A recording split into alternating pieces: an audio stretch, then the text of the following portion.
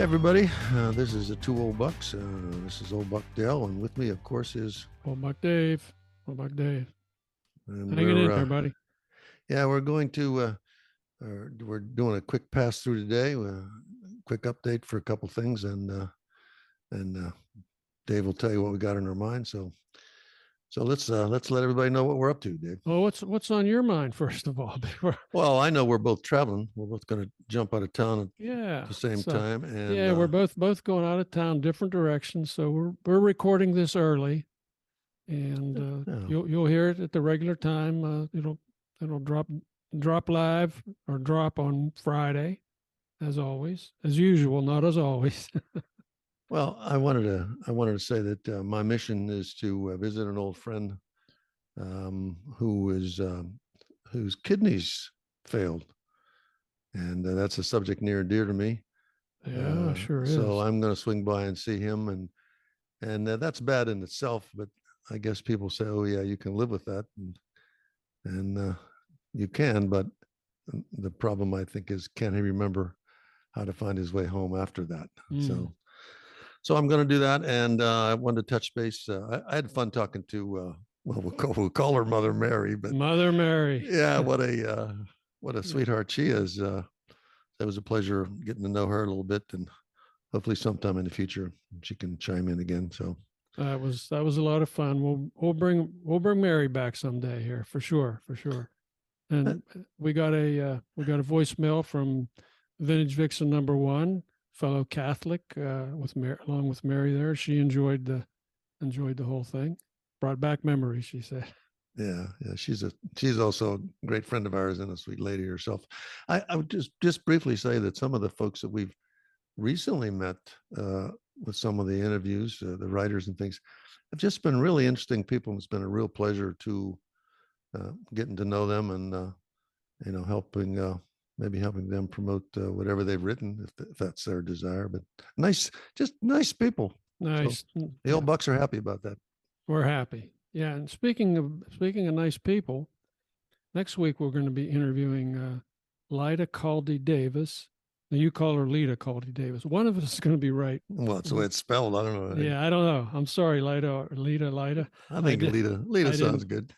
Yeah, we've anyway. She joined the Peace Corps when she was in her 50s, and she was presented the Lillian Carter Medal Award from Jimmy Carter in 2017. This award recognizes people who have served in the Peace Corps with distinction, like Lillian, who were over 50 years old when they started. She's written a couple books. I think we're going to talk about her book, Roller Skating in the Desert, which recounts her Peace Corps experiences. So there's a lot more we can say about her, but we don't want to tip our hat too much. We're looking forward to a very interesting interview with a very interesting person here. Yep. Yeah. And then in 2 weeks, we'll be meeting the folks that we interviewed on February 9th episode, February 9th, 2023. These were the folks in St Omer, France, who that's a little town that hosted over 500 Ukrainian refugees. So we're going to get to meet them and some of the refugees, and with luck, we'll be able to record a little bit of that. So we're looking forward to that. After we do that, Dave's going to be in Norway for 3 weeks or so. So we'll have some some travel logs from Norway that we're going to weave in here too. So, and old Buckdale will be holding down the fort, and hopefully I'll be able to join you on some of these podcasts if I can. But if not, you go ahead and I'll listen to them and enjoy them with everybody else. So we'll just hear. But you'll put something together while you're out there, I assume, right? We will. We'll do it. So for your listening pleasure today, folks, we've got segments from 3 past episodes and from our 2022 vault. The first one will be Dale Does Sheets. This was the November 24th, 22 episode, where he taught us how to fold a fitted sheet.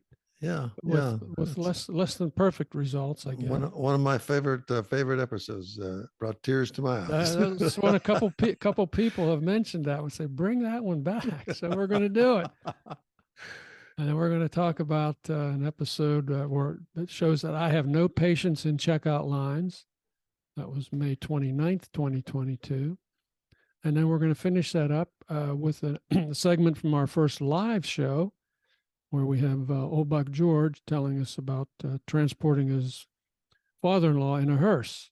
That was March 31st, 2022. So I think you're going to enjoy them. I like it. I mean, a big shout out to Old Buck George if he's listening. He's quite a guy himself too. He's a pleasure to know him. I think people enjoy those things. Just a quick overview and a little segue while we move around and get settled. Best of traveling to both of us, and Yep. we look forward to talking to everybody again soon. Wish you guys safe travel, and obviously, traveling is got its ups and downs, but safe travel to you, and I'll catch you when you come back. And anytime I'm able to join you, I'll be happy to do that. So away we go. Away we go. Take care, folks. That's kind of a compliment, but it's a warning also. So. I'm glad you mentioned that. Because I have something I tried that falls under that category. Talk to me. You remember a while back I told you I had this 4-poster bed. Actually, I inherited it. Someone said, "Do you want a 4-poster bed?" And I said, "Oh, okay. What the heck, Okay. So it's got 4 posts on it with the proper stuff that you could put a lid on it if you wanted to, but I threw all that away. I remember I said on this bed I was trying to improve my radio reception. Yes. I had wires, string wires all over. I had string wires from top of each post to each post and went down. Why wouldn't you? Why wouldn't? It's obviously a perfect place for that. But it did not pick it up.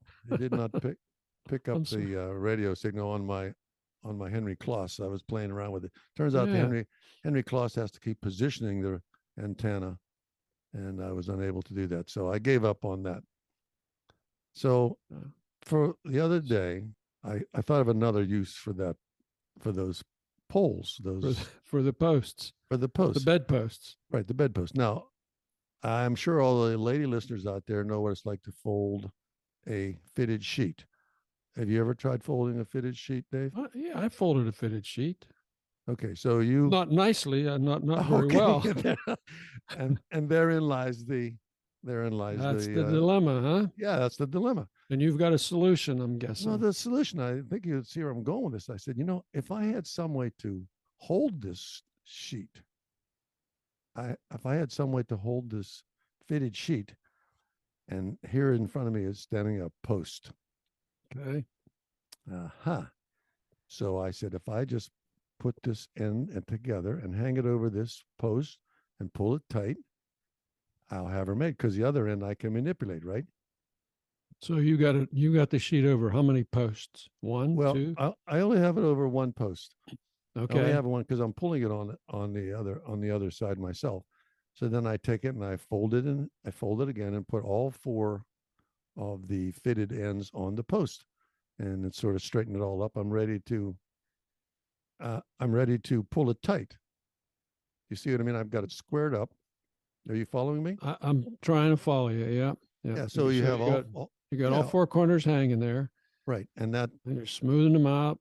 Right. I'm smoothing them out. And now I'm going to, I've got a half, it's sort of folded in half. Now I'm holding the other end that has no fitting and no fitted portions.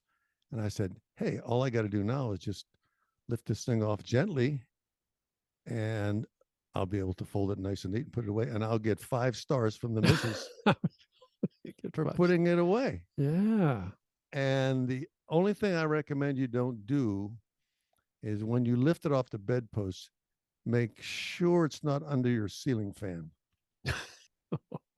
You didn't do that. I did. You did.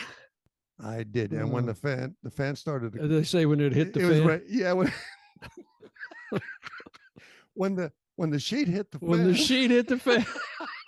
So that's what you were working up to, when the sheet hit the fan. Oh, jeez. Oh, man. Oh. No.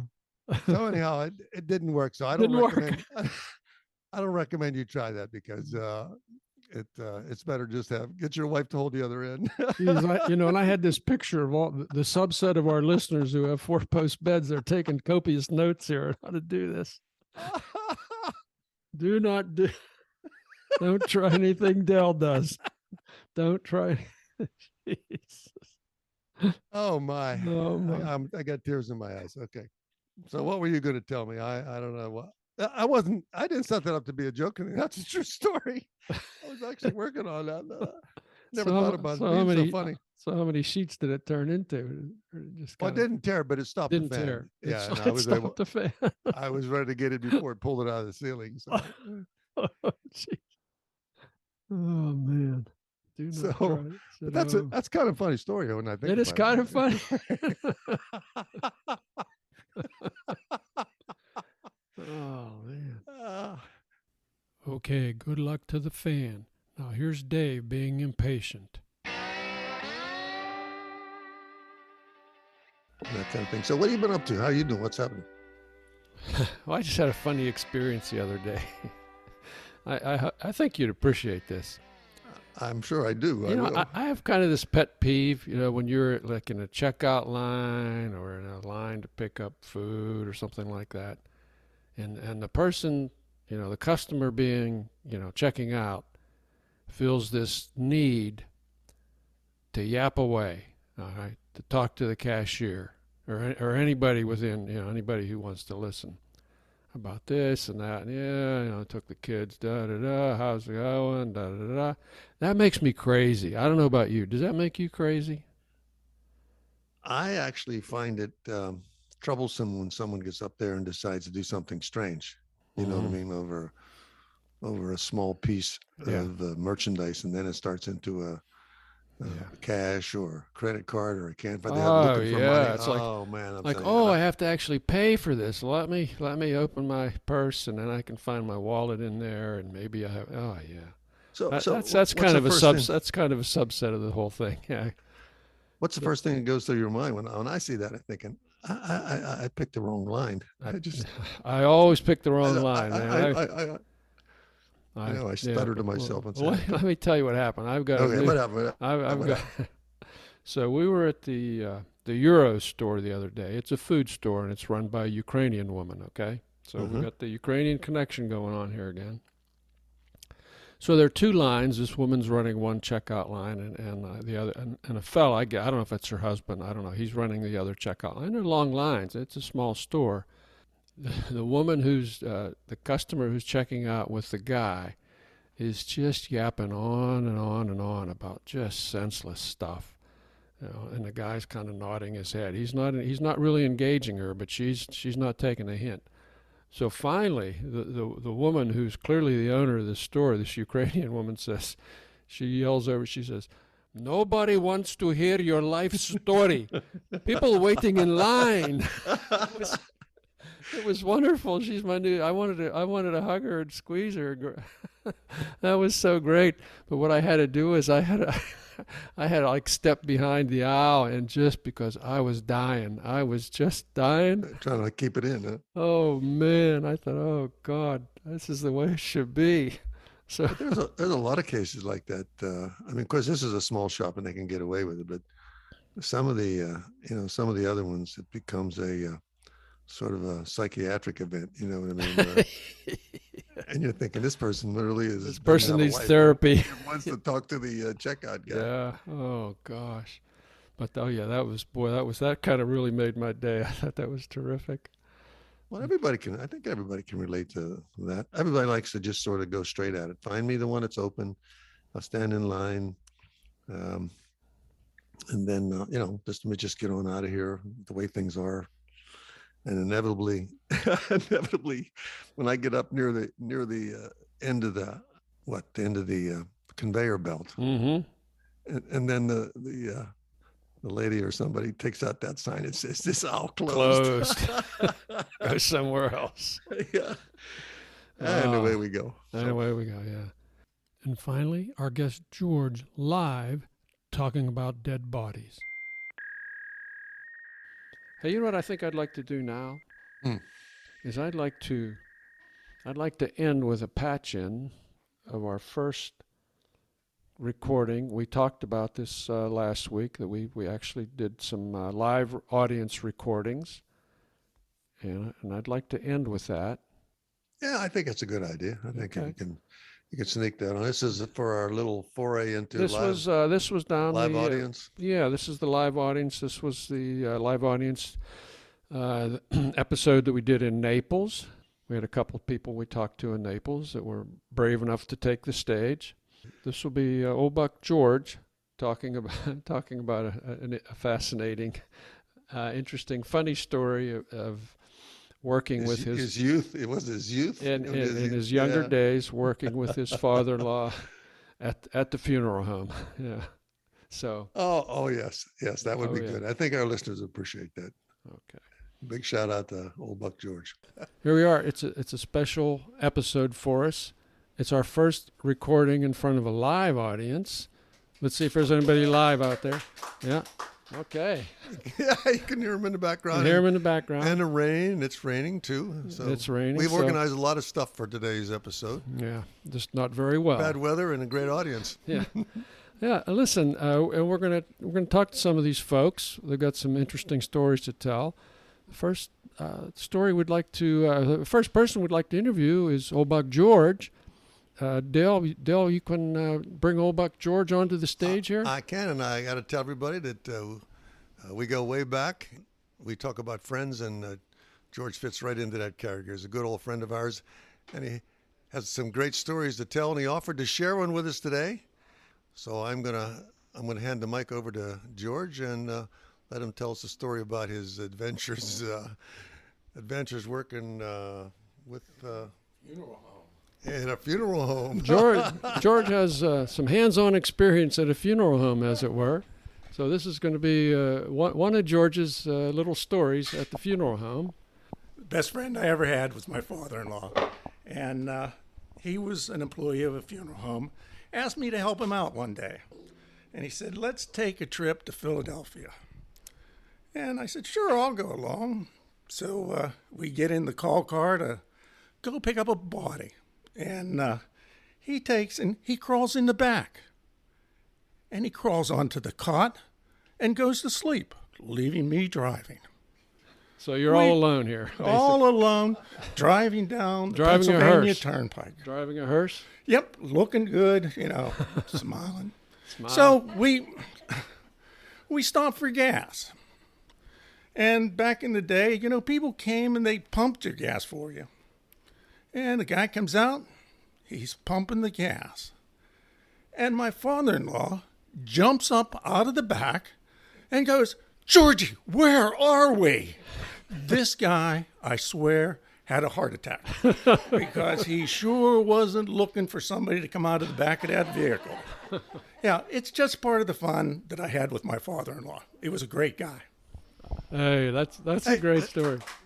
That's interesting because I also I knew George's father-in-law, and he was indeed a great guy.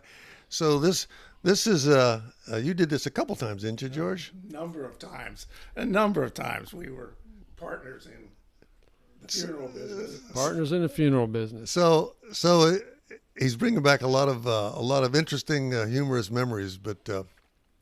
I imagine the guy was really scared when they kicked the door open and said, "Where are we?" Yeah, it's not something you see every day coming out of the back of a hearse. Did you need a special license, or did you have to have a special anything? Not for doing what we were doing. Not just going to, it was called making a removal. Making a removal. And all right, we're all going to be there someday. We're all going to be removed. Yeah, let's not hurry. Just not hurry. Well, listen, it is good to see you again. We don't often get together, but when we do, it's always fun. We have a lot in common, and I appreciate you sharing that with us, George. Thanks for letting me So what do you think, Dave? How about that for a live audience? I think we need a round of applause for our first live guest. Thanks, George. Well, there it was. There was Old Buck Dale. That was our first presentation in front of a live audience. I kind of liked it. We're planning to do more of those. Thanks again to Old Buck George. And thanks again to you for all the fascinating stories that we got today about Duke's mayonnaise and Mayfield ice cream. And And my mind is empty now, so it's probably Mind time to is say empty. goodbye, right? So this might be a good time to say goodbye to everybody. All right then, old Buck Dell saying thanks. And This is goodbye. Old Buck Dave right behind you. Thanks, everybody. Take care. Bye-bye.